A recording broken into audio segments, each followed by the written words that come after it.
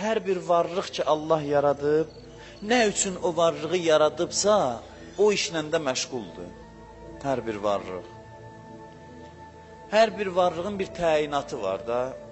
Necə ki biz insanlar nəsə istehsal edirik, onu müəyyən bir təyinat üçün. Paltar yuyan maşın paltar yumaq üçündür. Digər maşın onu sürmək üçündür, hərəkət eləmək üçündür. Soyuducu, məsələn, filan funksiyanı yerinə yetirir. Hər bir şeyin bir təyinatı var, varlıq aləmi də belədir. Hər bir şey ki Allah yaradıb, müəyyən bir iş üçün yaradıb. Və bütün yaradılmışlar, varlıqlar hamısı öz işi ilə məşğuldur. O şey ki onun üçün onları yaradıblar, o işlə məşğuldurlar. Və varlığın nizamı belə təmin olunur. Hər bir varlıq ki Allah yaradıb, nə üçün yaradıbsa o işlə məşğuldurlar. Bir dənə insandır, ona azadlıq verilib, o azadlığından sui-istifadə eləyib, hər şeyə hakim olan nizamı pozur. Allah günəşi yaradıb bir şey üçün, yeri yaradıb bir şey üçün, ayı yaradıb, hamısı öz dəqiq işini görür. Nə üçün yaradıb, o başını aşağı salıb o işlə məşğuldular. Bir dənə bu insan varlıqların içindən insanı seçib, ona azadlıq verib, İnsan azadlığından sui-istifadə eləyib, bütün bu varlıq aləminə hakim olan o dəqiq nizamı bu pozur. Bütün şeyi xarab eləyir.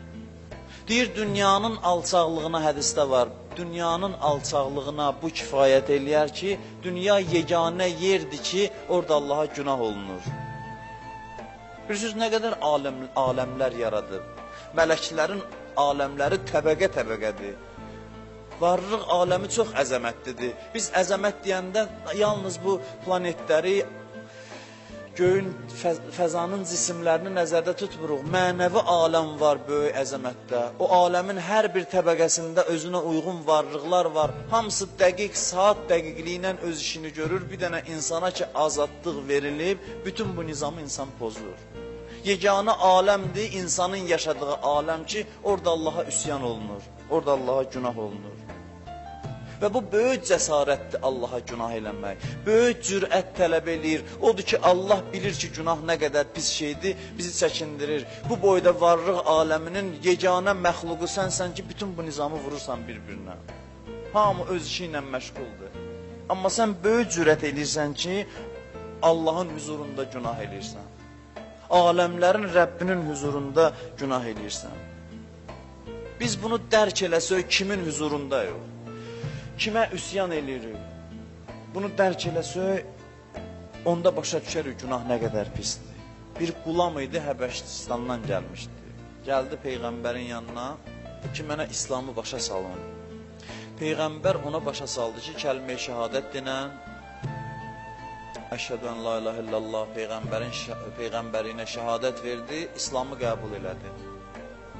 Bir müddət qaldı müsəlmanların yanında, təlim alır, öyrənir İslam dinini.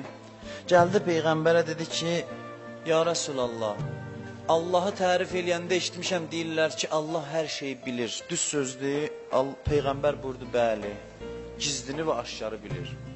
Biraz fikrə getdi, dedi, ya Rəsulallah, onda belə çıxır ki, mən günah eləyəndə görüb mənim bütün günahlarımı. Deyib, bəli, nə günah eləmirsən görüb. Deyib, bu sözü eşidəndən sonra fəryad elədi, nalə çəkdi, yıxıldı yerə. Deyib, gəlib onu tərpədəndə gördülər ki, canı bədənindən ayrılıb, ruhu bədənindən çıxıb xəcalətdən, utanmaqdan. Ki, Allah məni görürmüş deməli. Mən ona günah eləyə-eləyə Allah mənə baxırmış, o xəcalətdən utanıb dünyasını dəyişir. Bunu bir dənə insan başa düşsə, amma biz 10 neçə ildə eşidirik, başa düşmürük. O ərəb bir günə başa düşdü. Bir günə başa düşdü, amma biz danışırıq, başa düşmürük. Biz anlamırıq, başa düşmürük, kimə günah eləyirik, kimin huzurunda yox. Birinci öz ünvanıma deyirəm, insanın ürəyi nə qədər bərk ola ki, bu sözlər insanın ürəyində təsir qoymuyor. O bircə dəfə iman gətirməklə anladı nə var nə yox, başa düşdü. Həyadan yaşaya bilmədi, utandığından öldü ki, Allah mənə baxa-baxa mən günah eləmişəm. Harada olsaz Allah sizlə. Bu bir cümləni başa düşün. Səhl Şuştəri alimlərimizdən biridir, müəyyən mənada deyərəm ki, böyük mənəvi məqama sahib olan alimlərdəndir.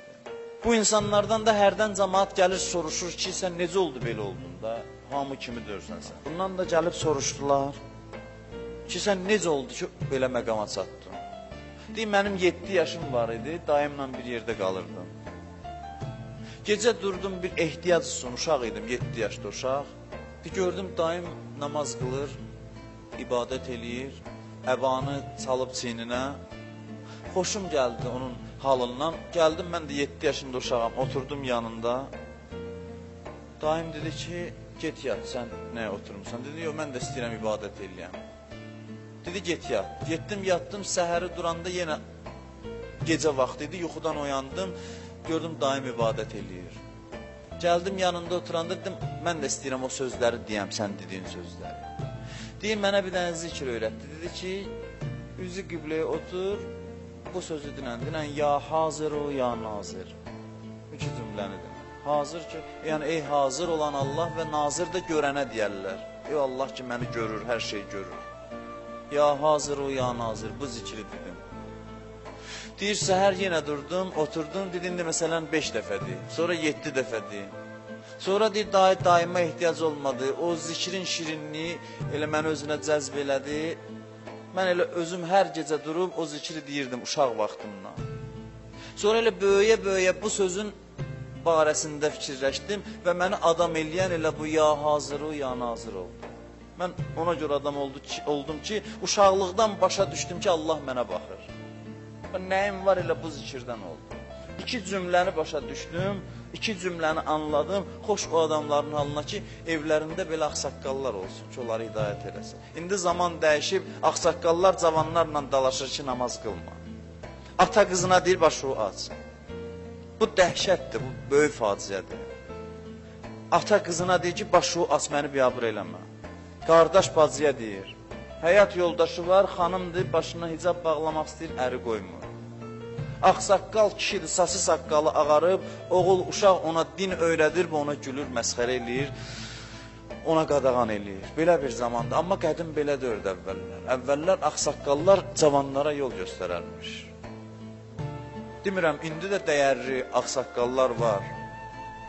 İndi də Allaha ibadət eləyən ağsaqqallar var ki, onların sayəsində biz hidayət olmuşuq. Onlar öz yerində, amma bunlar da var və bunlar çoxluq təşkil eləyir. Bir zikrin deyir, mən əhəmiyyətini başa düşdüm, ondan sonra deyir, mən islah oldum şu işləri. Nə var, başa düşdüm ki, ya hazır o, ya nazir, Allah mənə baxır, məni görür. Bir dənə bunu başa düşdüm. Nə qədər Quranda deyir, Allah elədiyi yüzü görür. Bunu nə qədər təkrar edir? Yəni, diqqətli olun, neyinirsiniz? Hər əməliniz təqdim olunur Allaha. Hər əməliniz təqdim olunur. İnsanın, o dəfə mən dedim, əməli qalxdıqca ruhu da qalxır. İnsan öləndə hədisdə var ki, mələklərin əlindən çıxar, uçar Allaha tərəf. Səbri olma, mömin insandan söhbət gedir.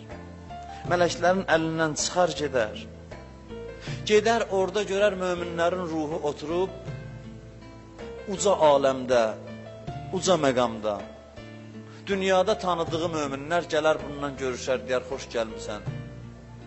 Orada da elədir, danışırlar, biz oranı real hərdən təsəvvür eləyə bilmirik. Necə ana bətnində olan uşağa deyəsən ki, bir divar ayırır səni bir dünyadan ki, orada insanlar gəzir, yeyir, içir, yatır, işləyir, böyük binalar var. Bir divar səni oradan ayırır, nə qədər başası olsun, şuuru çatmaz inansın. İndi bizi də az fasilə ayırır o aləmdən. O fasilə çəkilsə, həmin o ruhlar görərik ki, oturub o aləmdə danışırlar. Deyir, təzə insan gələndə gəlib deyərlər, xoş gəlmirsən.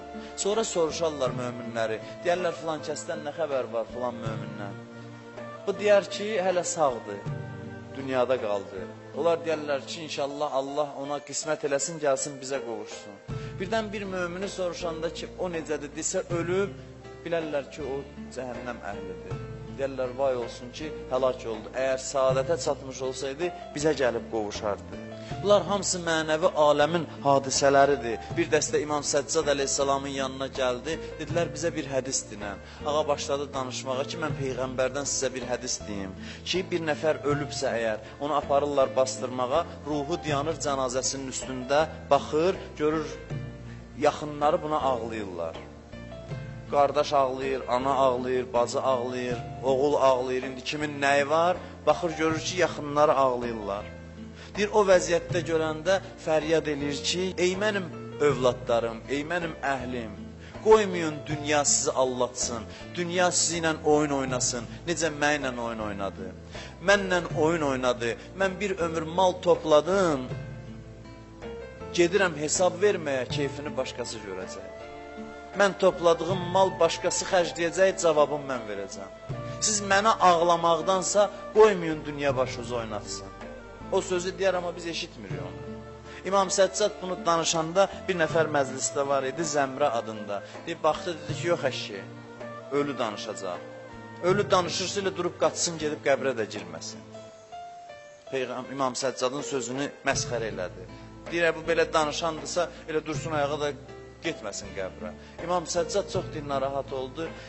Başını saldı aşağı, dedi ki, hədis demirik, deyirlər ki, xəsislik eləyirlər. Peyğəmbər hədisi deyirəm, məsxərə eləyirlər. Narahat oldu. Hətta mən bir yerdə oxumuşam ki, bəddua elədi. İmamlar hərdən bəddua eləyiblər. Ona da pis dua elədi İmam Səccad. Deyib, biraz keçdi, Əbu Həmzə danışır. Deyib, mən eşitdim ki, dünyadan köçdü həmin o adam. Getdim dəfninə ki, görüm bu İmam Səccada belə elədi, bunun dəfnində bəlkə bir şey görərəm. Deyir, gördüm, qəbrə qoydular, mən baxırdım ona ki, görüm nəsə bir qəribə bir şey müşahidə eləyərəm. Səhv eləmirəmsə elə Əbu Həmzə Somali, həmin o Əbu Həmzə Somali danışır bu hadisəni. Deyir, mən baxdım, gördüm, bunu qəbrə qoyanda bundan səs gəldi ki, vay ləkə, ya Zəmrə. Öz-özünə dedi ki, vay olsun sənin halvan. Peyğəmbərin sözünün doğruluğunu gördün ki, bir vaxt Peyğəmbərin sözünü, İmam Səccadın sözünü məsxərə eləyirdin. Biz çox yüksəklərə qalxa bilərik. Quşun görürsən, ayaqlarına daş bağlayarsan, uça bilməz. Qanad çalar, yıxılar, qanad çalar, yıxılar. Bizim günahlarımız bizi qoymur, biz yuxarı qalxaq. Bir ömür lazımdır ki, insan bu günahlardan azad ola ki, o məqamlara gedib çata bilər.